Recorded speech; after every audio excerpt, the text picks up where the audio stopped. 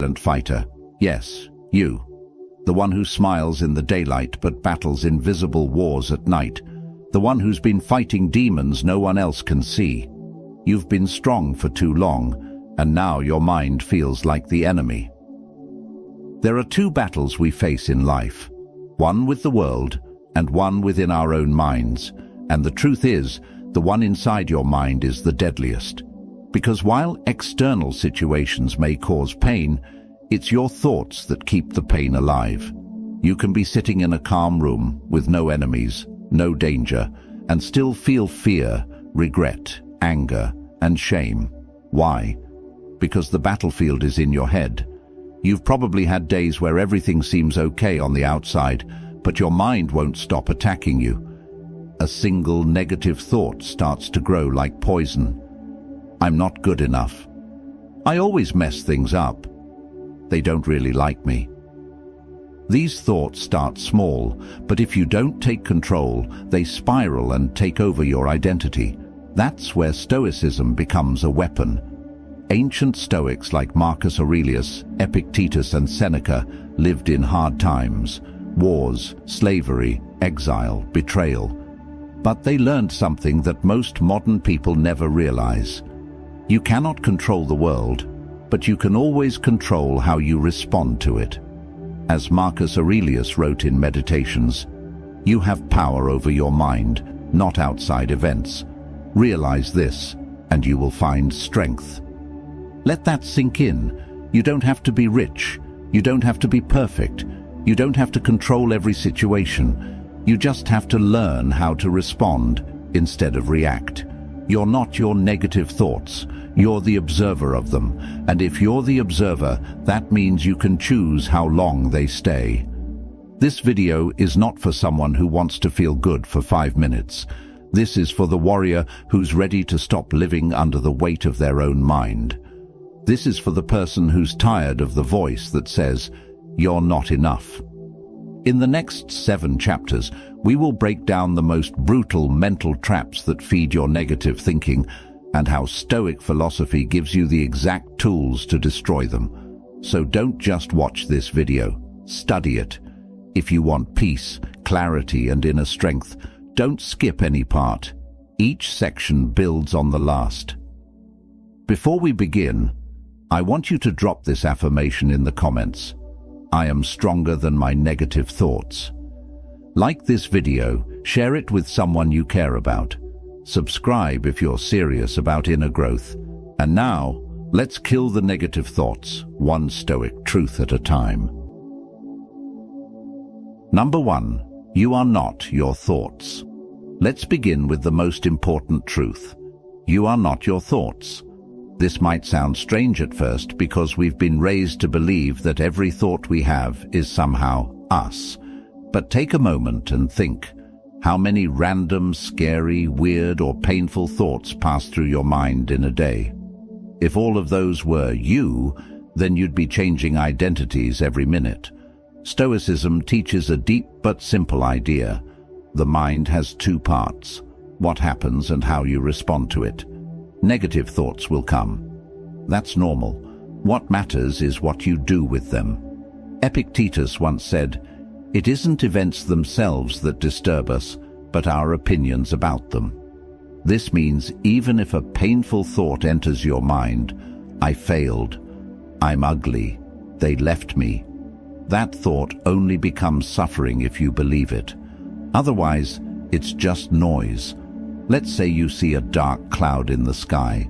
You don't run screaming just because it might rain. You look at it, prepare if needed, and move on. That's how you must treat your negative thoughts. Acknowledge, detach, let go. The problem is, most people let a thought become their identity. I thought something anxious, so I must be an anxious person. I had a negative thought about my relationship, so it must be over. Nah, thoughts are not facts. They are suggestions, not commands. Think of your mind like a radio station. Just because a song plays doesn't mean you have to dance to it. Learn to change the station. A great exercise from the Stoics is writing down your disturbing thought on paper and questioning it like a judge. Ask, is this 100% true? What's the evidence? What would Marcus Aurelius say about this? Will this matter in 5 years? By the end, you'll often realize that your thought had no real weight. It just felt heavy. Another tool, label your thoughts instead of owning them. Don't say, I'm a failure. Say, I'm having a thought that I failed. That creates space, and in that space you get power. Remember, you are not your thoughts. You are the sky. Thoughts are just clouds. Number 2, stop arguing with reality. One of the deepest roots of negative thinking is this: resisting what already is. You don't suffer just because something bad happened. You suffer because your mind keeps saying, this shouldn't have happened. A breakup, a betrayal, a lost opportunity. We tell ourselves it wasn't supposed to go like this, and that resistance becomes mental torture. But the Stoics taught something powerful. Pain is guaranteed, but suffering is optional, and suffering begins when we start arguing with reality. Epictetus put it perfectly. Do not seek to have events happen as you want them to, but instead want them to happen as they do happen, and your life will go well. Now, this doesn't mean you should celebrate pain or pretend things are fine. What it means is, stop wasting energy trying to undo the past or rewrite what's already real. If it happened, it happened. Accept it. Then decide what to do next. Think about this. A person standing in the rain can scream, cry, and curse the sky. Or they can accept that they're wet, grab a coat, and keep moving. Which one do you want to be? Most negative thoughts come from wishing the past was different.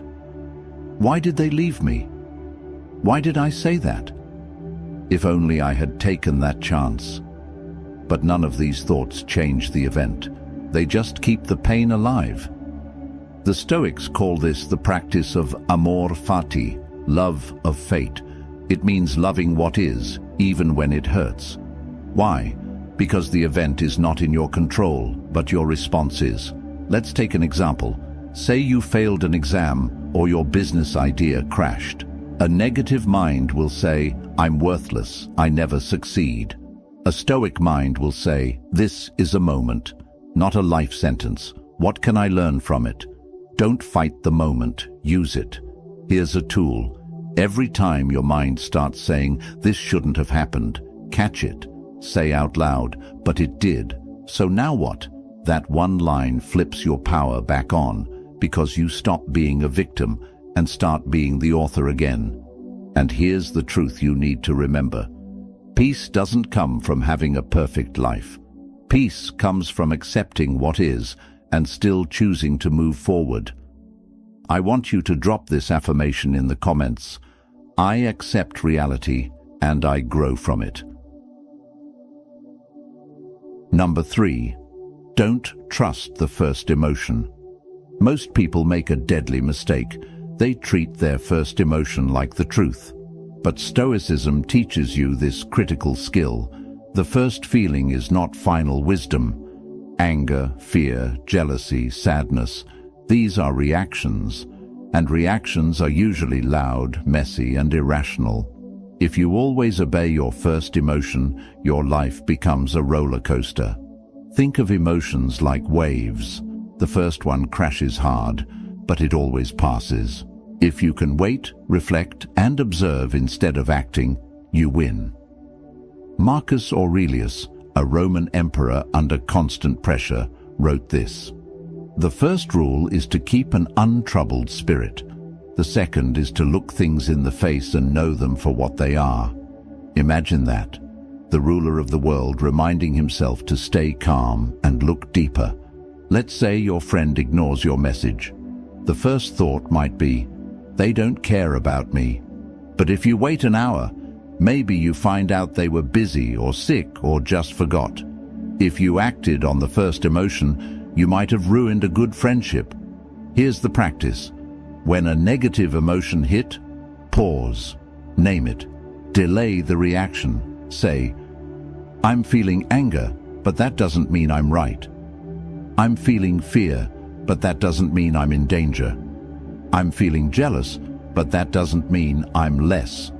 Your emotions are signals, not orders. Another Stoic technique, the view from above. This is when you mentally zoom out. Instead of seeing the problem up close, imagine yourself from far away. Imagine you're looking at your life from space. Suddenly, that embarrassing moment or angry argument seems small. It gives you perspective. And perspective kills unnecessary pain.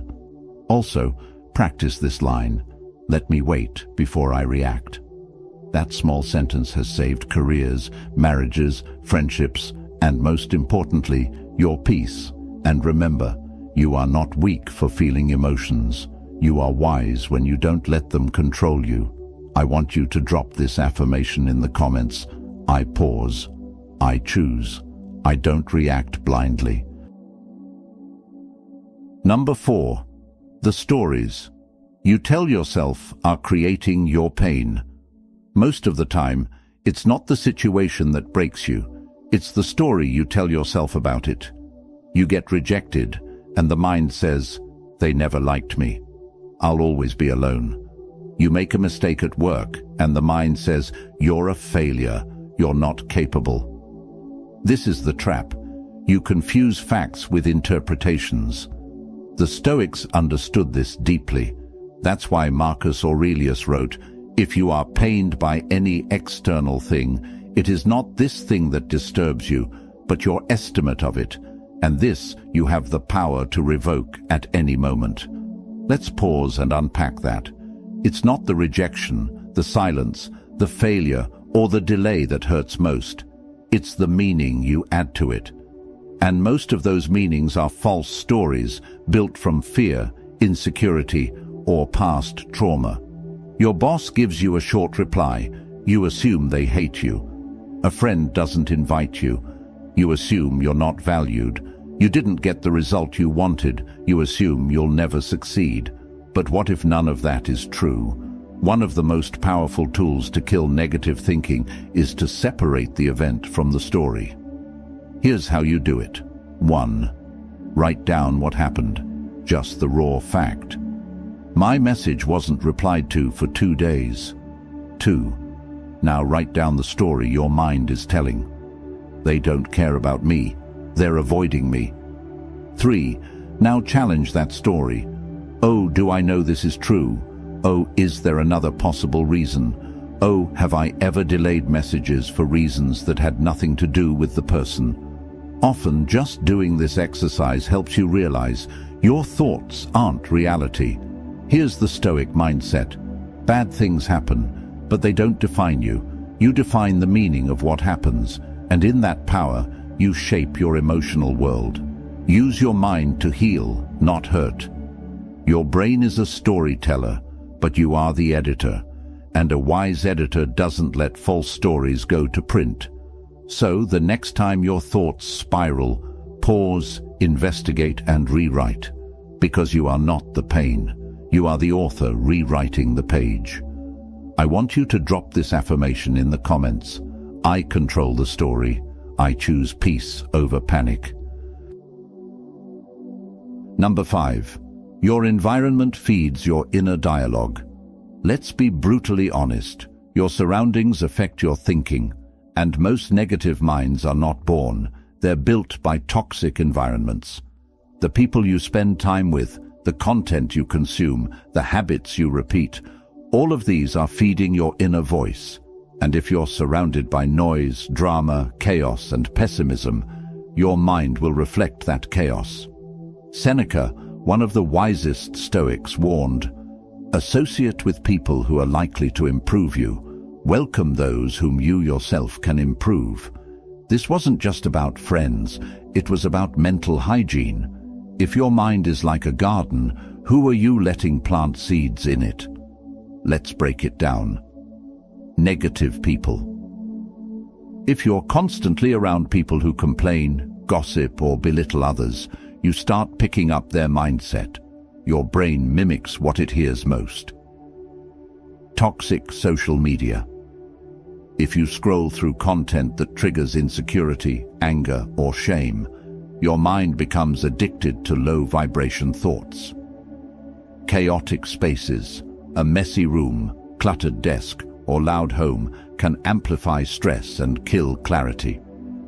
The Stoics lived with simplicity and order because they knew chaos outside leads to chaos inside. Here's a truth that hurts. You can't kill negative thoughts while feeding them every day, so start doing an environment detox.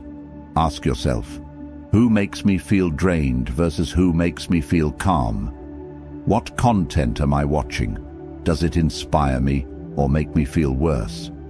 Is my space helping me think clearly, or is it adding to my stress?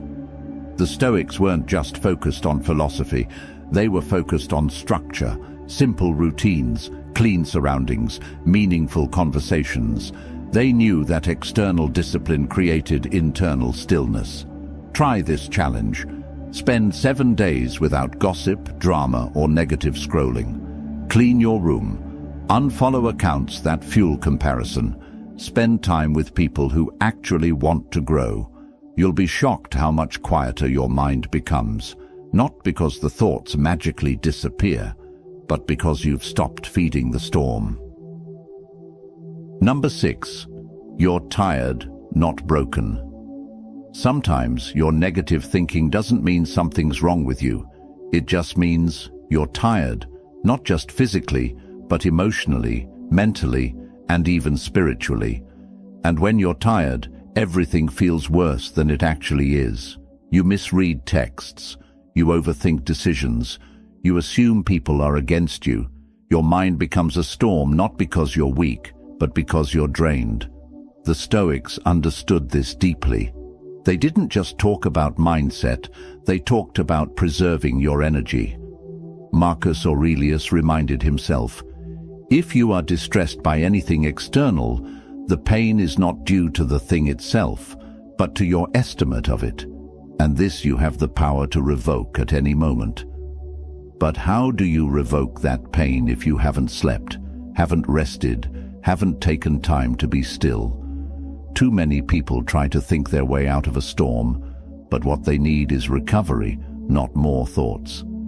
Negative thinking gets louder when you're sleep deprived, you haven't eaten well, you haven't exercised in days, you're overexposed to noise, social media, and pressure, you haven't taken time alone. You don't need to fix your mind every time. Sometimes you just need to give your nervous system a break. Stoicism is not about being a robot. It's about being rational and responsible with your energy. Even Epictetus, who taught discipline, reminded students, it is impossible for a man to learn what he thinks he already knows. If your mind is full, tired, and overwhelmed, you won't learn, grow, or think clearly. So, give yourself this gift. Sleep early tonight. Take a 20-minute walk outside without your phone. Say no to one thing that drains you. Write down your worries and then step away from them. You're not broken, you're just overrun. Stop treating exhaustion like weakness. Treat it like a signal. It's time to rest. It's time to refill. Negative thoughts often vanish, not because you beat them, but because you stopped running on empty. I want you to drop this affirmation in the comments. I am not broken, I am just resting. Number 7. Gratitude kills negativity. This one might surprise you. Gratitude is not just positive thinking, it's a weapon, a powerful one that destroys the roots of negative thought. Why? Because gratitude forces you to see what's real, not just what's missing. When your mind is stuck in negativity, it creates a tunnel vision. Nothing is working out. Everyone is better than me. Life is unfair. But the moment you name what's going right, that tunnel starts to crack open. Seneca wrote, "It is not the man who has too little, but the man who craves more, that is poor." Most negative thinking is rooted in lack, a feeling that you are missing something. But gratitude reminds you, You already have so much. And this isn't about ignoring problems, it's about balancing your perspective. In your lowest moments, ask, what am I taking for granted right now? What do I have today that I once wished for? Who do I still have around me? Write it down, one line. That's all it takes to start shifting. Let's say you feel lost in your career. That's real, but maybe, just maybe, you're healthy, safe, fed, and learning. Your relationship is struggling, but maybe you've discovered your own strength, boundaries, and self-worth. Gratitude is not a fake smile. It's not pretending everything is okay. It's looking life in the face and saying, yes, this hurts, but I still choose to see what's here. Here's the deeper truth. Negative thinking grows in the soil of forgetfulness. When you forget your blessings, your wins, your survival stories, you fall into the lie that life is all pain. So, remind yourself, make it a ritual. Every morning or night, write down 3 small things you're grateful for. Here are a few ideas to guide you. A breath, a meal, a memory, a person, a small win. You'll start to notice something. That ache in your chest will loosen. That fog in your head will clear. Because gratitude gives you anchors, and anchors keep you from drowning in the storm. If you've made it this far, understand this.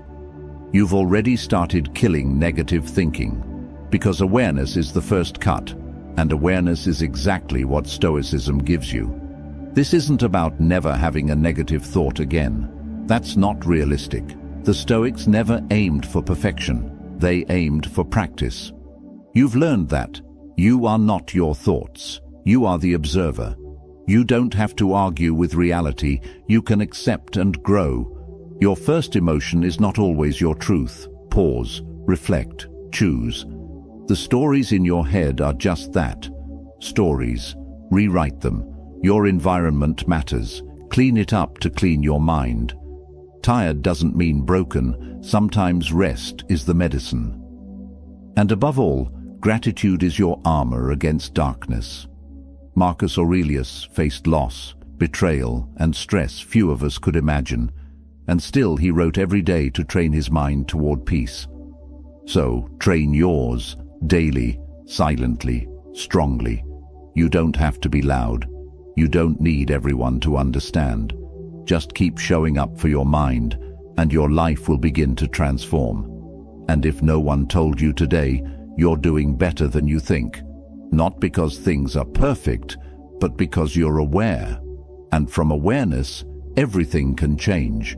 This is how you kill negative thinking, not with force, but with daily clarity, inner silence, and stoic power. If this video helped you, like it to help more people see it. Comment your favorite point or quote. Share this with someone who needs peace. And subscribe, because we are building a stoic mind together.